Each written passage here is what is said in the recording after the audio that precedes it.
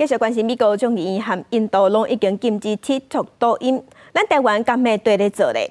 咱在数位部长唐凤是表示 ，TikTok 即马伫台湾就算是危害交通安全的产品。目前咱的公部门是拢已经禁用啊，也若民间敢要禁用，即马行政院也咧审议。TikTok 伫美国面临铁来处境，台湾是不是也安尼做咧？数位部长唐凤19伫立法院总质询讲，数位部送到行政院的交通安全法草案，甲美国众议院版本对境外敌对势力间接控制想法是完全同款的。它可以实质控制，不一定直接控制哦，有时候间接控制。不管它注册在哪里，我们都把它叫做危害国家交通安全产品，简称危害产品。所以 TikTok 现在就是危害产品。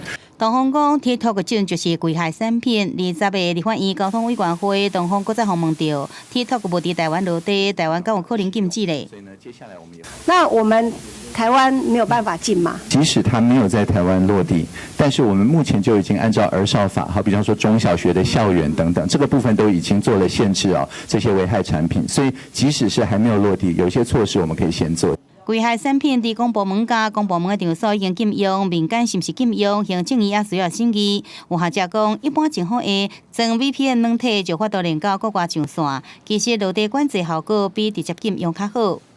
有一些真的是红线来讲，我们当然是应该要把它阻绝掉。但是如果说是在大部分的情况底下，那我会觉得说让它落地，然后我们要求它管制，让它下架。